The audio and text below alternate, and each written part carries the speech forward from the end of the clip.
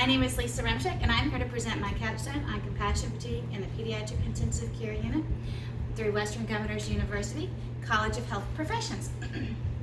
So we'll get started. All right. So the first thing I want to talk about is a little bit about my background. I received my BSN in 1997 from Auburn University. At that time, I started working at Children's Healthcare of Atlanta as a new graduate. I have spent my 22 years in nursing in children's, working in the PICU. During that period of time, I was a staff nurse and I advanced to a clinical nurse educator, where I was an educator for over 12 years before I got into the role of the administrative resource nurse, to most recently becoming the manager for this PICU. Just a little bit of background. In my PICU, I'm able to see every day factors that are involving compassion fatigue, so this is what really drove me to look at this as a problem in addressing for my staff. All right, so the first thing was, why did I choose this particular subject? I could go out on a given day and I was seeing that my staff were definitely showing symptoms of compassion fatigue. I was seeing my staff cry, I was seeing them being apathetic, so I realized that I really needed to bring them some tools, some kind of resources to help support them through this process. And I realized that being able to bring these resources to them, I was going to have a win-win. I was going to increase compassion satisfaction in my staff. And as a result of increasing compassion satisfaction in my staff, I was going to see an increase in staff satisfaction. I was going to see an increase in patient staff satisfaction, as well as an increase in some of our quality scorecards. So that's kind of where this all developed in this. Working in my ICU in our PICU, we are in the metro Atlanta area. We are a fast growing area. We are seeing more and more patients every single day. So we're starting to see a higher acuity, we're starting to see more traumas, more things that are going to develop and actually lead down the road of compassion fatigue. Some of my concerns were just that. When I realized that my acuity was going to continue to grow, our population was continuing to grow, more and more people are moving into the area, and as a result, you're going to see more of your traumas, more of these long-term patients, more of these acute injuries and different things that were going to be causing compassion fatigue. And I really started to see a concern. About 9 months ago, my staff really went through a really rough period of time where they were, it was basically pushing one kid out to get one kid in and out, in and out. And in a 21-day period, we had over 18 patients die. That really developed a huge compassion fatigue for my staff. So I really started to develop a serious concern for them, realizing that they were having difficulties just coming to work. It was really hard for them. They were forgetting the reason why they wanted to be a nurse. And when they did come to work, they were tired, they were burned out, they were picking up extra shifts. And as a result, you were starting to see your customer service comments and customer service scores decline. You were starting to see an increase in our quality scores, not for the good, but for the worse, where we were starting to see more serious safety events, more medication errors, things like that. And then again, you were starting to see an increase in nursing turnover. So those were where a lot of my concerns were starting to come out from. I was seeing a lot more call-outs with my staff. And when you're having those increased number of call-outs, what happens is then I have to, or the charge nurse has to, scramble to try to find a replacement. And it's really hard to try to do that at last minute. When you're doing that, you're having to pay overtime. Now you're decreasing consistency with the nurse and the patient. And it just kind of tumbles down that way. Kind of a little bit on the background of my PICU. So we are a 36-bed PICU. We are a level 1 trauma center. We see all kinds of motor vehicle accidents. We're seeing an increase in gunshot wounds with our patient population. And especially in that population of 12 to 18, we're really starting to see a giant increase there. We have a lot of non-accidental traumas that are coming through, and those are exceptionally hard on the staff. You have the young babies that are being abused, and then you have your young children that are being sexually abused, which is also very, very hard for the families or in the patients, but for the staff who are having to take care of them and having to go in there and give that compassion. We also see ECMO, we see solid organ transplants, we see a lot of respiratory patients, just anything that comes through, we're going to see. We are the leading hospital in the Southwest, so we do service the entire Southwest, but we're also servicing a lot of international countries as well for different services. So we're a big ICU. And again, we kind of talked a bit about our patient population. We go through phases. So typically you're going to see in your fall, winter, more of your younger patients. So those are where your respiratory populations will come in. You have your babies with pertussis. You have our babies who have RSV who end up on ECMO. But then you also have, you continue to have those traumas. Typically around holidays, we see an increase in non-accidental traumas. And we're always going to continue to see just a variety of genetic disorders and things that come through. So we just have a variance of our patient population. When I was looking at developing this compassion fatigue tool, like how was I going to address it? How was I going to really help my staff? One of the things that I really needed to look at was my nursing skill mix. The way I was going to address my new graduates that were coming in and taking care of these patients was going to be different than the way I was taking care of my 2 to 5 year, my 5 to 8 year group, and then it's going to be different even from my greater than 15 year. So I really needed to look at that skill mix. So you can kind of see here, this 45% is really our makeup of our 3 to 5 years. So we have an enormous amount within that group. A lot of people come to work in our ICU kind of as that stepping stone for that next growth. We encourage them to go on to nurse practitioner school, CRNA school, various things. Then you have your group of new graduates. So we do have great partnerships with the colleges around us where we bring in and partner with them, and we do have a large group of new graduates that come through. Then you have your other gamut of 5 to 10 year and greater than 15 year. So it was really important to be able to look at that skill mix and realize what was I going to do to address that. So that was one of the first things that I did. As I was starting to look at this project, of course I was looking at what gaps were identified. So the first thing I needed to do was understand the healthcare setting. What was it that my nurse was seeing every day as she was going in to take care of our patients? What was that frontline staff having to do with? We are not only serving our patients, we are serving our families. So I needed to understand that what were some of the processes that they were going through, what were some of their concerns. A lot of literature that I was when I read through and I looked at all the different articles, there was huge consequences that were put on the staff as a result of this compassion fatigue. So I really knew that understanding my setting and what my nurses needed was going to be important. The next thing was just understanding what compassion fatigue meant. There's a large gamut of articles out there. It's a wide definition, but basically they all said the same thing. And we needed to understand what it meant. There's that term you're seeing all the time. So what was it that was causing my nurses distress? What was causing them to come into work and not give their best? I wanted to get back to the reason they became a nurse. They wanted to do good. They wanted to make a difference. So by understanding compassion fatigue, giving them those tools and resources, I was able to reverse some of them. And then last was, what tools and resources did I need to have in order to address my staff? Again, when you look at your skill mix, when you look at the age of my nurses, when you look at the sex of my nurses, years of service, all of those were going to play a factor in the different tools and resources that I offered to them. But again, it was a variety and it was going to be individualized to each person. So some people prefer this method and some people prefer this method, but I wanted to have enough to offer to everyone. All right, so when I started looking at the project development process, this was a large process that I started looking at. I knew there were like 5 main steps that I needed to look at when I looked at backwards at the whole process. The first thing was I needed to clarify the needs of the healthcare worker in the PICU. What did they need? Asking them what did they need. This wasn't me deciding what I felt was good for them. This was getting with my frontline staff. This was face-to-face interactions with my staff at the bedside. These were surveys that were anonymous so they could give full information. This was really discussing with them, what is it that you needed? Because for me to be able to provide for them something, I wanted them to be able to actually utilize it, something they needed. The next thing I needed to do was I needed to update and revise our current orientation curriculum.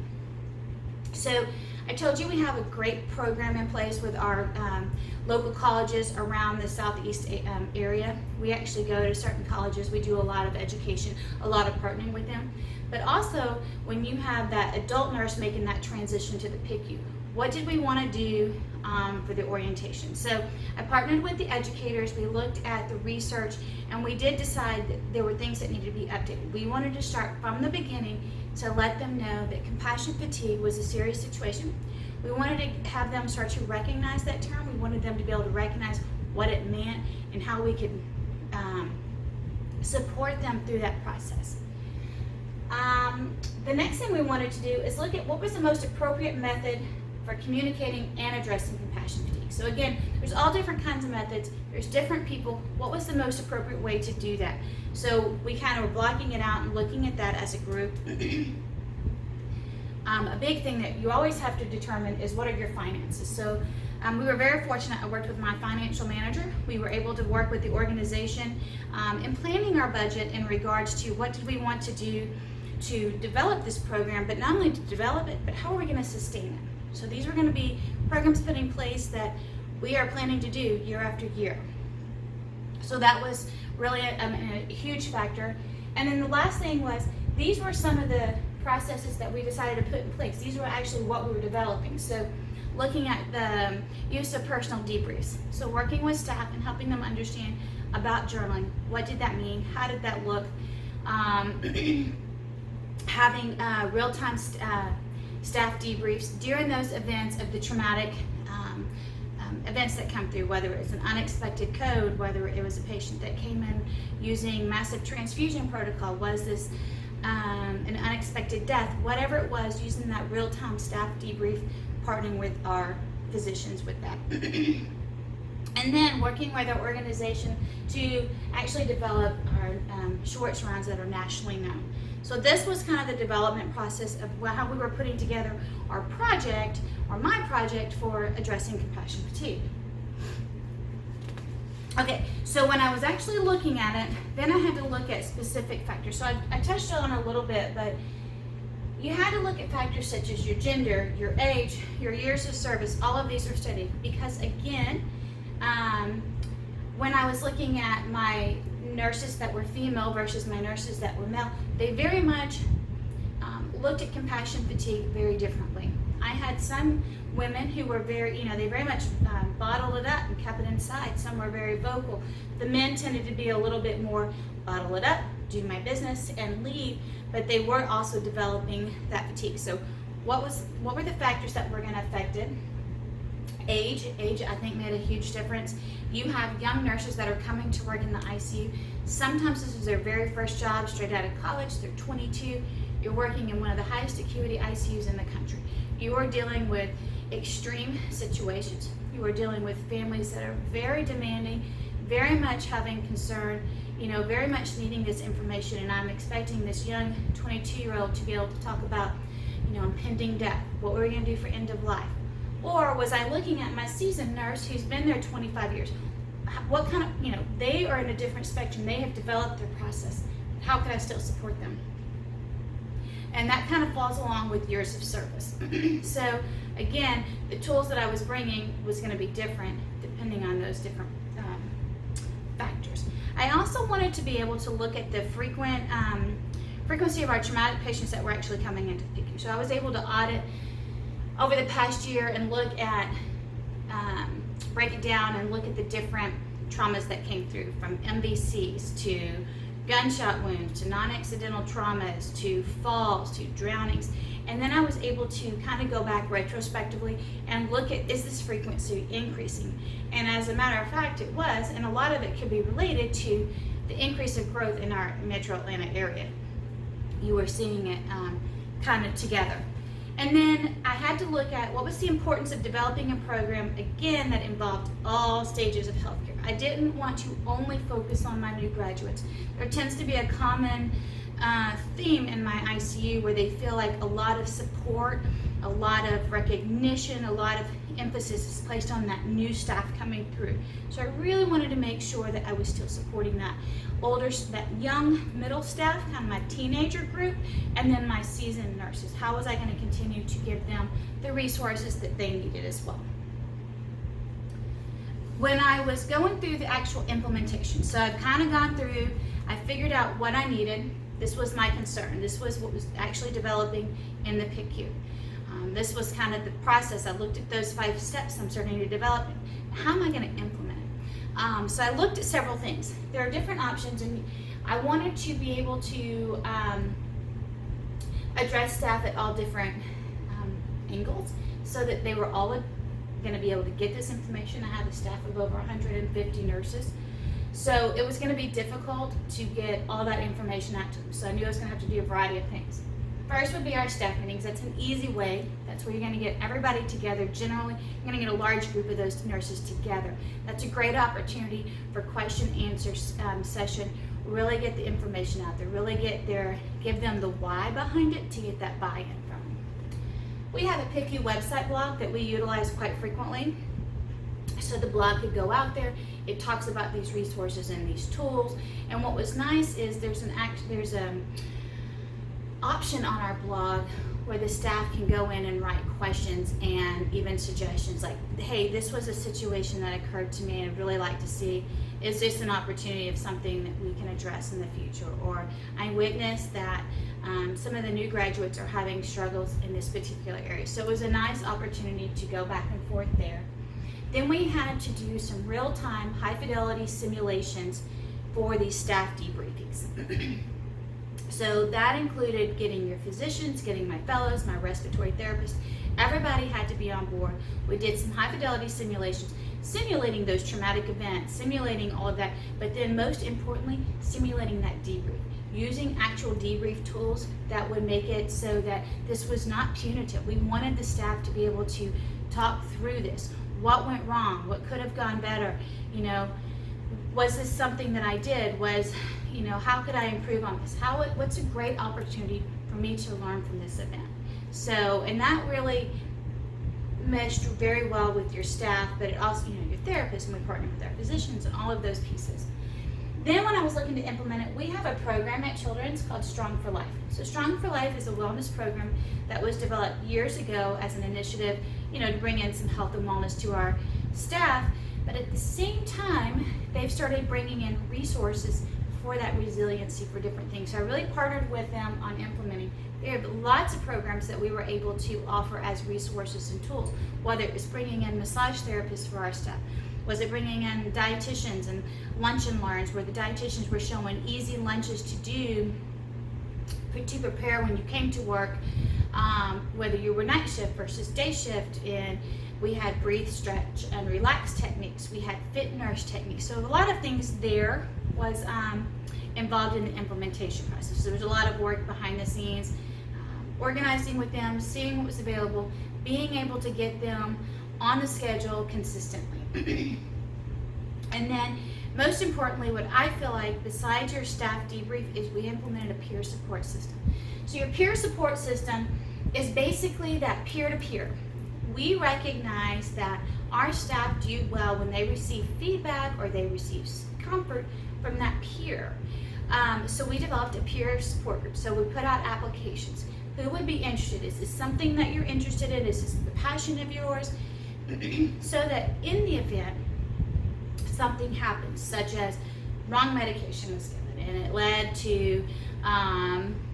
down the road of some unanticipated issues. Did the patient require further monitoring? Did the patient require extra medication or whatever it was? The peer support program was really valuable in helping to decrease that second victim issues that we tend to have when we have those occurrences that happen. So we were able to use those peer-to-peer. What we found interesting about the peer-to-peer is we had it based on levels. So you had your frontline staff go through a peer-to-peer training, then you had your my assistant nurse managers, the leadership team, go through one. But we really wanted to emphasize that your leaders, your assistant nurse managers and different things, they really didn't need to be doing the peer support because the staff, felt like that was more punitive. So the leadership was able to support each other during events, and then your peers were able to support each other during events. So that was very popular. When we got ready to implement this, there were two big things that we really needed to look at: the timing of this implementation and the buy-in of this implementation. I recognized the importance and the value of this program, and I wanted it to succeed. In order to do that, I needed to be able to roll this out at the right time. I recognized that in my organization, there's a lot of initiatives happening across the system. And I recognize too that for my staff, trying to roll this out during our fall-winter season would not be successful. And because it required staff having to do extra education, coming in for extra classes, they're already got a lot of things at the end of the year that they're trying to wrap up with their evaluations and various Joint Commission requirements. So I didn't want to put it then, because I knew it would just kind of get put on the back burner. It really wouldn't be their first priority. They had other things we're really focusing on. What I recognized was when you come off that winter, when you've hit that highest acuity, where we seem to have that peak of compassion fatigue. At that point, I felt like was the best time to start rolling this out, because the staff were definitely stating that they were having signs and symptoms of compassion fatigue. They were definitely buying into, what can you help me? What can you do for me to help me get through this? So the timing of that was most important. At the same time, doing it at that time and being able to use those real-time experiences, staff really got buy-in. They were like, yes, this is really going to work for me. I'm definitely feeling these effects. I think if I had this tool, if I had this peer support, if I had this debrief, this would be very beneficial. So those were the things that when we were looking at the rolling out, those were two big things that we had to focus on.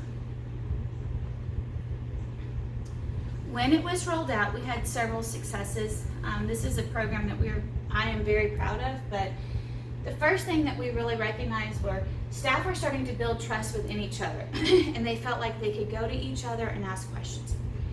An example with that would be my younger staff were often intimidated by my senior staff, or even what we kind of refer to as our teenage group. So that's your 3 to 8 year group, where they're just now building up all their confidence. They feel very good, but they tend to be a little bit more outspoken. They're starting to look at the new people and kind of eating their young, so to speak. So being able to have that peer-to-peer and use some of those, the staff were actually starting to build trust with each other. You were able to see the younger staff going to your senior group or your teenage group and saying, hey, what do you think about this? Can you help me with this? And that was huge win for our program. Another success were the real-time debriefs. So staff really stated that this was one of the best processes. They really appreciated having that opportunity to talk through. What was also very successful with that was we have such a developed relationship with our physician team that it really helped bring your physicians, your nurses, and your therapists together. Having that conversation, what went well, what didn't go well, what can we improve on, that was very, very important. They really felt like having those options, having that debrief was great. And then as a result, you start to see patterns. Okay, well, if this is happening and I'm seeing it occur this way, what can we do to rearrange? I mean, if it's a code and there's too many people in the code and it's too loud in your code situation, what can we do to make it better, to make it more successful? So through the debriefs, we found some opportunities for improvement. From those opportunities of improvement, we're actually able to build changes that you're starting to see now with these codes. So now you have more of a controlled chaos. You have less people in the room. You have defined roles.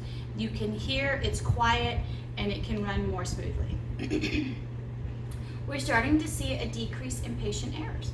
So when our staff are coming in and they're fully engaged and they feel like they're doing their nursing for the reason that they became a nurse, you're starting to see them really use those safety tools that are in place, using those 5 rights, using your independent double checks, really staying focused on the purpose of them being there. the purpose of them being there is the child.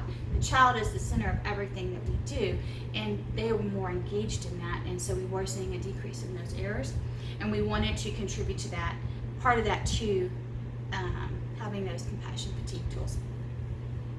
You are seeing an increase in patient and family satisfaction. Again, that's a huge initiative in our organization. We really want to make sure that we're taking care of the patients, we're taking care of the family.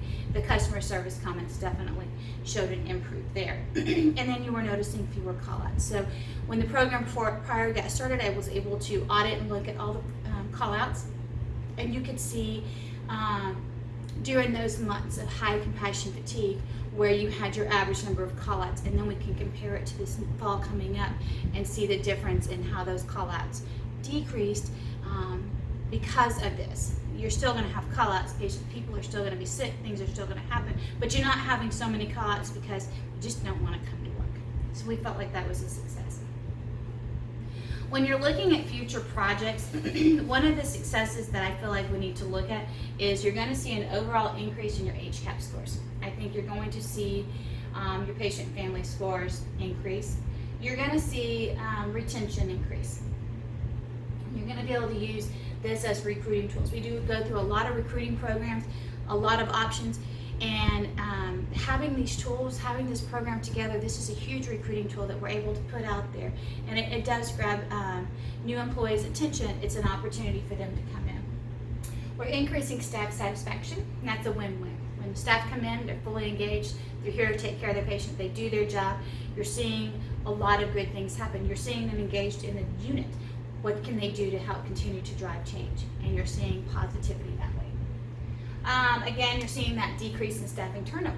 Staff aren't as burned out, they're not as stressed out, so they're staying. They're not wanting to leave to go to the clinic, they're not wanting to leave to do something different because they really love being in the PICU, so we're seeing that.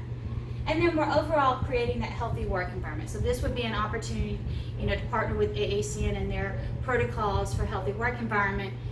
This kind of program would definitely be a success for them. However, with every program implementation that's out there, you know that there are going to be aspects that don't go well. So one of the things that we realized is with the peer support group. Initially, the peer support group was brought out where staff kind of applied. If you were interested and you applied, you went through the 8-hour day training and you became a support. What we realized was we needed to add additional roles. So we needed our charge nurse, our RAP, and our resource nurse, those roles to also go through the peer support system. Those are 3 types of nurses that are in our unit. They do not have patients. They are there as a resource. They are able to be a part of the traumatic events, be a part of that busy assignment, be a part of that family that's just been very overbearing to the nurse. They could see firsthand. So we knew that that role needed to be important to go through extra peer training. So this was also added as an expectation. As you applied to go into those new roles, you would then continue to go into peer support training. And then we also realized that we needed additional resources for a Strong for Life program. That being said, we don't want to just give our tools and our resources to our weekday people. We needed to address our weekday nights. We needed to address our weekend days, weekend nights. Our Strong for Life program was great, and they were able to come in on those shifts. They were coming in at 2 a.m. They were coming in Friday nights, Sunday during the day. But in order for them to do that, they needed to have additional resources to cover that. So that was the process. Initially, we didn't have enough resources to do all of that, but we have since been working with finance and different things to approve additional resources. Lessons learned. So again, you have to take the time to develop this program. It can't be something that you very quickly recognize as a problem and you put it out there. You need to take your time, get your staff involved, have them helping, get their buy-in, get their input, get their version, so that this is going to be successful. Take your time, do it right, get it together, get your staff to be bought into it. The next thing would be the timing of it. Again, we talked a little bit about that. So we recognized that we didn't want to implement this during our most busy season because, again, staff would just be frustrated that yet it's one more class they had to go to, one more thing they felt they had to do, and we didn't want this to feel like something they had to do. We wanted this to be something they wanted to do and that they encouraged their peers to do and things like that. So timing was very important. So those are lessons, as you continue to plan those future projects, you need to look at those aspects. In terms of organizational support, our organization has been very, very supportive of us, supportive of our program. They've seen our retention numbers prior to this. They see our retention now. They see what the staff were going through. So they've been very supportive of this program. They've been helping us with financial resources, approving extra things for us to allow our budget to expand in order to sustain this program. We've also been able to pilot this program in 2 other departments that were identified as high risk for compassion fatigue. That would be our emergency departments and our AFLAC, which is our hematology oncology department. So those departments are now piloting these programs to give tools to their staff. And after that pilot program is completed, then we will look at rolling it out system-wide. So that was good. We wanted to, the organization recognized that we needed to continue to train our staff. So this would be new staff who came in who wanted to be peer supporters, new staff who went into those roles that were required, your charge nurses, your rapids, your resources. And then we wanted to reinforce current staff. We knew that evidence would change. We knew that new things would come out. So we wanted to continue to reinforce that training and give them the most up-to-date tools that they could use.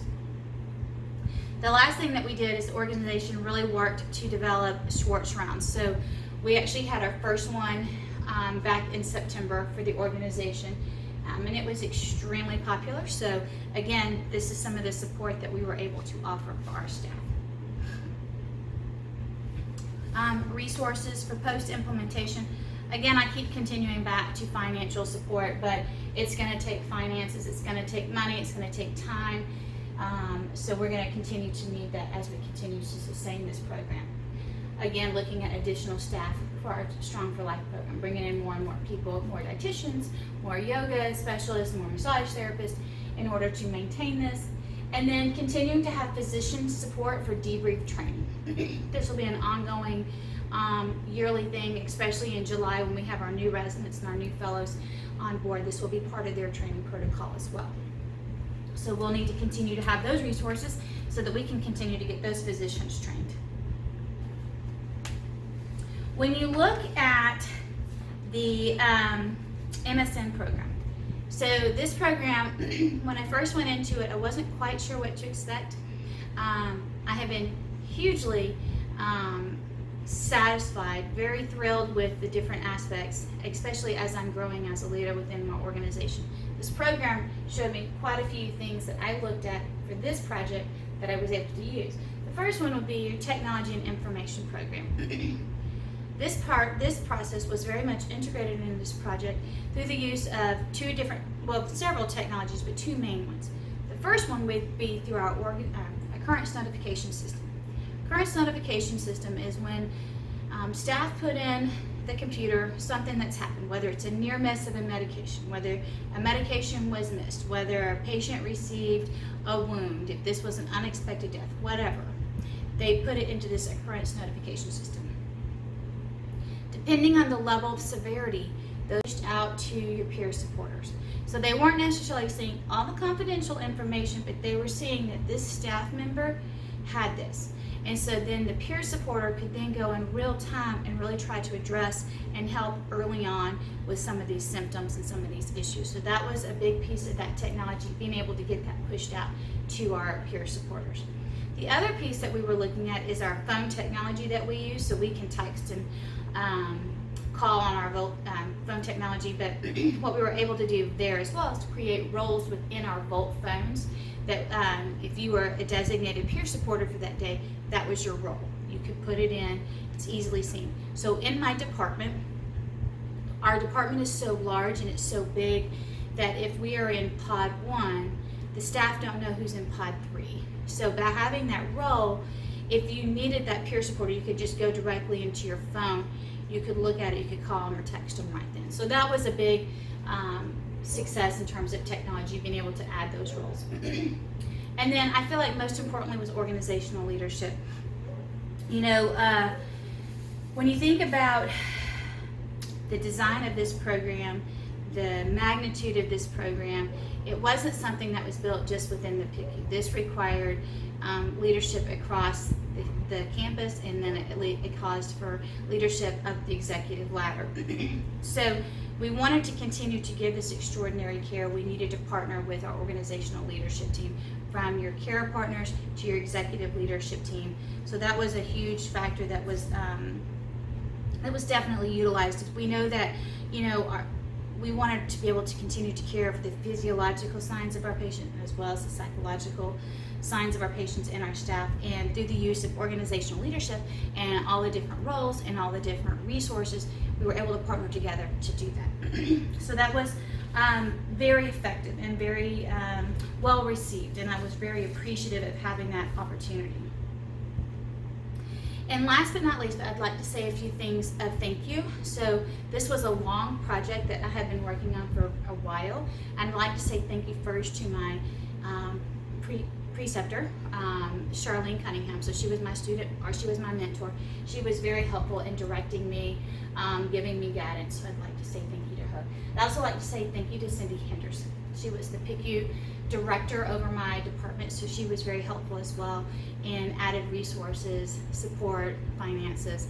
And then Tony Petrillo, she is our medical director for our PICU. She also was very invested, very involved, and was able to get the physicians to be just as much a support of it. So it was very good. So I'd like to say thank you to them. I'd like to say thank you to Western Governors and the program that I was able to go through. This was extremely beneficial, very proud of it, and I appreciate everything you've given me.